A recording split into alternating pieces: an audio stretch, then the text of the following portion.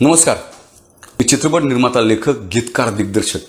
आज आपल्या समोर येताना खरं तर खूप वाईट वाटतं आणि भीती पण वाटते. म्हणूनच म्हणतो हा माझा व्हिडिओ शेवटपर्यंत बघा आणि स्वतःलाही वाचवा आणि आपल्या गावालाही वाचवा. आणि जर आवडला तर प्रत्येक गावात कसा पोहोचेल ह्याचा प्रयत्न करा. आज आपण बघतोय कोरोना महामारीनं सगळ्यांनी हातबल झाले, सगळ्यांनी गुडघे टेकवलेत. आज सरकार सगळे डॉक्टर, हॉस्पिटल सगळे हातबल झालेत. कुणाला औषधं मिळत नाहीत, कुणाला बेड मिळत नाहीत, कुणाला हॉस्पिटल मिळत नाहीत. आज कुणी रस्त्यावरती, कुणी डबल बेडवरती, कुणी आता बस स्टँडमध्ये मरतोय. तर ही भयानकता पाहून आज खूप वाईट वाटतं. आणि त्याचसोबत आपण कोरोना पेशंटकडे बघताना किंवा एखाद्या कुटुंबाच्या घरी कधीच जात नाही, त्यांना टाकतोय वाळूत. माणूस की सगळं विसरलोय. आपण सुरक्षित अंतर ठेवा म्हणतायत सगळं सरकार, पण किती अंतर ठेवा? माणूस की ह्या सुरक्षित अंतरामध्ये सगळी विलोप झाली. आज वर्ष झालं एखादा गोरगरीब घरी निवंत घरी आहे, कामधंदा नाही, त्याच्यावरती अन्न खाण्याची आज उपासमारीची वेळ आलेली आहे. तो काय औषधं आणणार, तो काय महाग करणार? ह्या धास्तीपोटीच माझं कसं होईल, माझ्याकडे पैसे नाही आहेत, ह्या धास्तीपोटीच आज बरेच कुटुंब, आज ह्या भीतीपोटीच आज अनेक आत्महत्या किंवा एक नर्वस झालेले आहेत. त्यासाठी आपण सगळ्यांनी मिळून पुढे येऊयात आणि काहीतरी वेगळं करण्याचा प्रयत्न करूयात. काहीतरी वेगळं म्हणजेच आधी आपण आपल्या गावाला वाचवण्याचा प्रयत्न करूयात. ते कसं काय मी तुम्हाला सांगतो. आपल्या गावामध्ये, प्रत्येकाच्या गावामध्ये आपल्या शाळा आहेत, मराठी शाळा असतील, हायस्कूल असतील, अशा शाळा आहेत. ह्या शाळा आपण कोरोना सेंटर बनवूयात.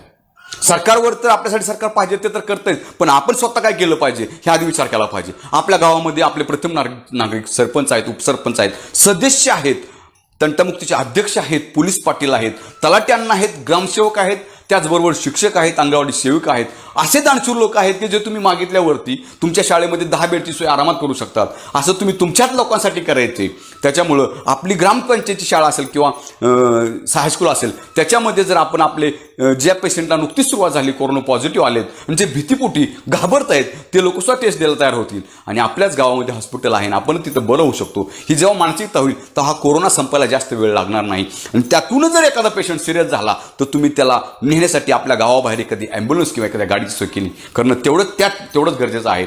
त्याचसोबत आपल्या जवळच्या आसपासच्या सरकारी दवाखान्यात डॉक्टरांच्या, तज्ज्ञांच्या थोडक्यात मार्गदर्शनाखाली आपण जर तिथं व्यवस्थित केलं तर मला असं वाटतंय त्या डॉक्टरची विनंती केली किंवा प्रत्येक गावामध्ये सरकारी खाजगी डॉक्टर आहेत, त्यांच्या 2 तासाच्या सेवा मागून घेऊन मला असं वाटतं की आपण आपल्या गावामध्ये आपली पेशंट दुरुस्त करू शकतो. मानसिक जर त्याला आधार दिला, आपल्याच गावाचे आसपासचे लोक आपल्याच गावाची क्वारंटाईन केले किंवा ज्यांना कोरोना झाले तेच जर लोक ओळखीचे असले तर तो बिचारा निगेटिव्ह नव्हता, पॉझिटिव्ह होईल आणि तीच व्हील पॉवर त्याला नीट करेल, बरं करेल आणि तो लवकर आपल्या घरी जाईल. आणि त्याला वाटेल की मला जरी कोरोना झाला तरी काय हरकत नाही, मला कुठं पळवायची गरज नाही. उद्या जरी माझं काय झालं तर माझे माझे घरचे नातेवाईक माझ्या सोबतीला आहेत, माझ्या हाकेच्या अंतरावर आहेत, अख्खं गाव माझ्यासाठी झटते.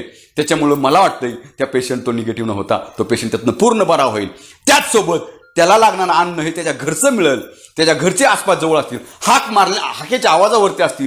ही त्याची जी व्हील पॉवर आहे ही शक्ती त्याला बरी करू शकते. आणि ह्या कोरोना महामारीवरती आपण जर असं प्रत्येक गावानं जर विचार केला तर आपण ह्यावरती नक्कीच मात करू शकतो. अशी मी सगळ्यांना हात जोडून विनंती करतो की जसं प्रत्येकानं आपापल्या गावाबद्दल विचार केला पाहिजे. फक्त आपल्याला कोरोना कधी होतोय ह्याची वाट बघण्यापेक्षा आपल्याला ह्या कोरोनातून आपल्यालाच नाही तर आपल्या गावाला कसं बाहेर काढता येईल ह्याचा विचार करा. आणि प्रत्येक गावानं हे जर केलं तर मला असं वाटतं की या कोरोना महामारीतून मुक्त व्हायला आपल्याला जास्त वेळ लागणार नाही. माणुसकी विसरू नका, सुरक्षित अंतर ठेवा, मास्क लावा, गर्दी करू नका. महत्त्वाचा तुमचा आता जर तुमचा महत्त्वाचं काय असेल तर तुमचा स्वतःचा जीव आहे, त्याच्यामुळे बाहेर पडू नका. तुमच्या आयुष्यातली कोणती महत्त्वाचं काम, महत्त्वाचा व्यापार असेल किंवा महत्त्वाचं जे काय असेल काम असेल तर तुमचं ह्यातून जगणं, वाचणं तुम्ही ह्यातून खूप महत्त्वाचं आहे. आणि तुम्ही जर वाचला तर सगळं वाचेल, नंतर तुमचे सगळे व्यवहार सुरळीत चालू होतील. पण तुम्ही ह्यातून नाही वाचला तर सगळं थांबल. त्यामुळे सुरक्षित राहा, घरीच राहा आणि ह्या माझ्या व्हिडिओचा विचार करा आणि गावागावात पोहोचवण्याचा प्रयत्न करा.